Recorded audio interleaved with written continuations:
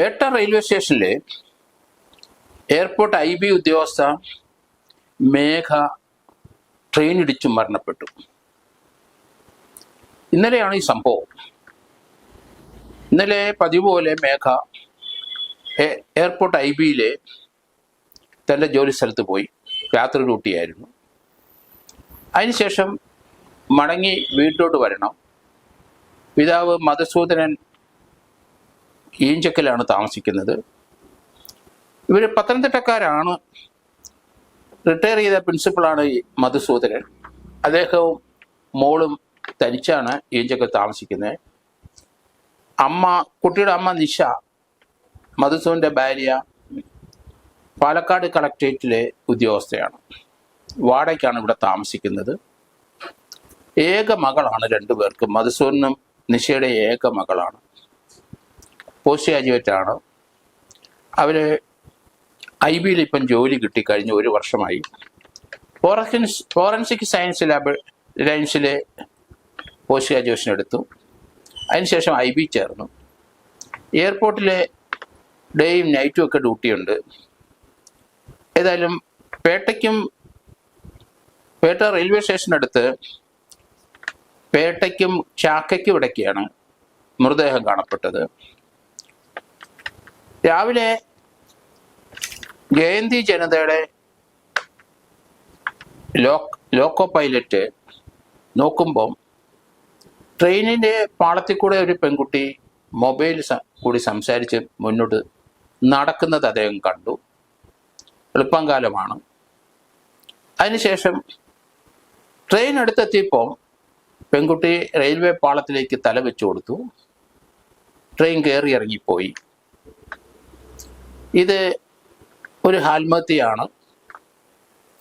Loco പൈലറ്റിൻ്റെ മൊഴിയുണ്ട്. അത് അബദ്ധവശാൽ ഇടിച്ചതാണെന്നായിരിക്കും എല്ലാവരും കരുതുന്നത്. പക്ഷേ യഥാർത്ഥത്തിൽ അങ്ങനെയല്ല. ദൂരെ നിന്ന് ലോക്കോ പൈലറ്റ് കണ്ടു റെയിൽവേ പാളത്തിൽ കൂടെ ഒരു പെൺകുട്ടി മുന്നോട്ട് പോകുന്നത്. ട്രെയിന് അടുക്കാൻ തോറും മാറും എന്നാണ് പ്രതീക്ഷിച്ചത്. പക്ഷെ അങ്ങനെയല്ല ഉണ്ടായത്. റെയിൽവേ ട്രാക്കിലേക്ക് അങ്ങ് കിടന്നു. ആ പാളത്തിലേക്ക് തലവെച്ചു. ട്രെയിൻ കയറി ഇറങ്ങി കൊല്ലപ്പെട്ടു. ലോക്കോ പൈലറ്റ് വിവരം പറഞ്ഞു. അതിന് തൊട്ടു പുറകെ പൂന കന്യാകുമാരി എക്സ്പ്രസ് വരുന്നുണ്ട്. അത് ഈ ഡെഡ് ബോഡി മാറ്റുന്നിടം വരെ 1/2 മണിക്കൂറോളം അവിടെ പിടിച്ചിട്ടു. ഒരു സൂയിസൈഡൽ ഏരിയ ആണ് പേട്ടയ്ക്കും ചാക്കയ്ക്കും ഇടയ്ക്കുള്ള അല്പം വിജനമായ റെയിൽവേ പാളം. അവിടെ തൊട്ടടുത്ത് വീടില്ല. ഇവിടെ പലരും ഇതിനു മുമ്പ് പലരും ഈ ഭാഗത്ത് വെച്ച് ആത്മഹത്യ ചെയ്തിട്ടുണ്ട്. ഇവിടെ വെച്ച് തന്നെയാണ് ഈ കുട്ടിയെ കണ്ടത്. തൊട്ടടുത്ത് ഈഞ്ചക്കൽ തന്നെയാണ് വീട് വാടകയ്ക്കെടുത്ത് പെൺകുട്ടിയും പിതാവും താമസിക്കുന്നത്. പിതാവിൻ്റെ അനിയൻ ബിജു ഈ കാര്യത്തെപ്പറ്റി പറഞ്ഞു. പെൺകുട്ടി ഒരു സ്നേഹബന്ധത്തിൽ പെട്ടുപോയി. അത് നടക്കാതെ പോയി. ആ പയ്യൻ പിന്മാറി. അതുകൊണ്ടാണ് ആത്മഹത്യ ചെയ്ത് എന്ന് പറയുന്നു. IBയിലെ എയർപോർട്ടിലെ ഉദ്യോഗസ്ഥയായ ഈ പെൺകുട്ടി കഴിഞ്ഞ 1 വർഷമായിട്ട് എയർപോർട്ടിൽ തന്നെയാണ് ജോലി.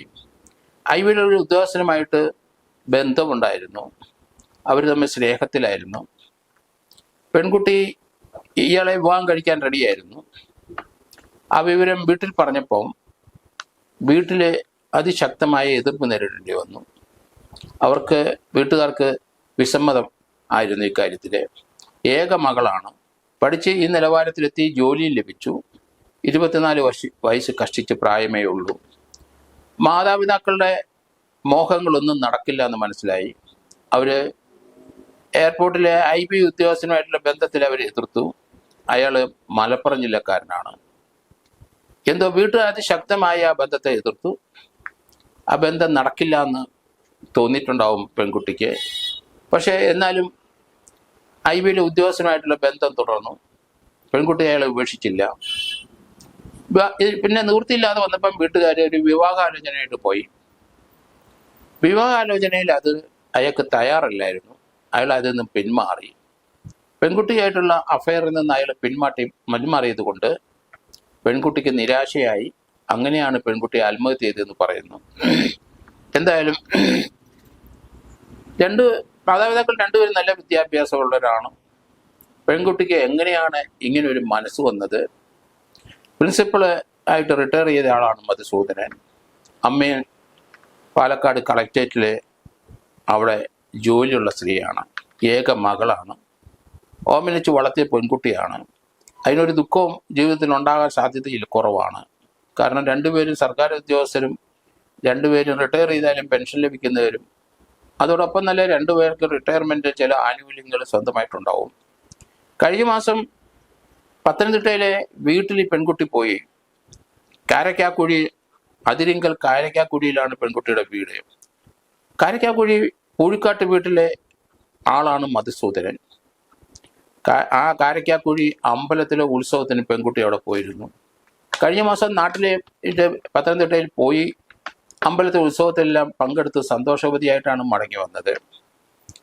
എയർപോർട്ടിലെ IB വിഭാഗത്തിലെ പെൺകുട്ടിക്ക് ജോലിയുണ്ട്. ഇന്നലെ രാത്രി ജോലി ചെയ്ത് മടങ്ങിയ കുട്ടിയാണ്.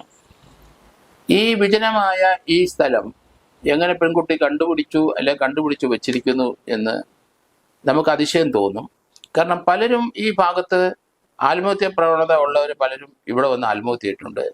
ധാരാളം പേര് പേട്ടയിൽ വന്ന് ആത്മഹത്യ ചെയ്ത് നമുക്കറിയാം. സമൂഹത്തിലെ നല്ല നിലവാരത്തിലുള്ളവരും ഒരിക്കലും പ്രതീക്ഷിക്കാത്തവരും പലരും പേട്ടയിലാണ് ആത്മഹത്യ ചെയ്യുന്നത്.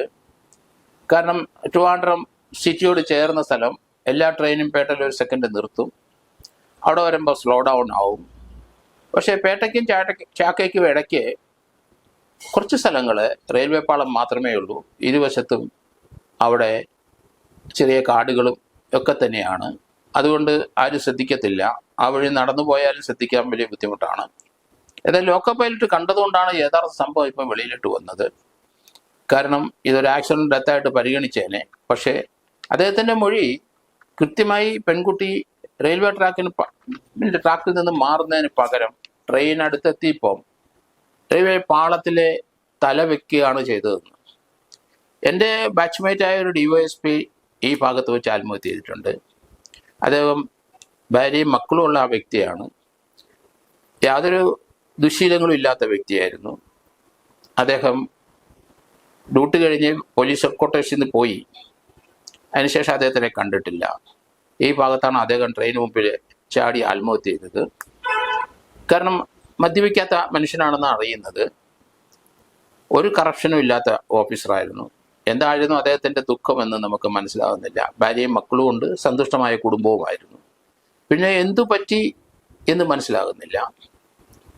ആ പോലീസ് ഹെഡ്ക്വാർട്ടേഴ്സിൽ നിന്ന് അദ്ദേഹം ഓവർബ്രിഡ്ജ് വരെ, പാളയം മുതൽ ഓവർബ്രിഡ്ജ് വരെ നടന്നു പോകുന്നത് ഞങ്ങളുടെ മറ്റൊരു സുഹൃത്ത് കണ്ടു.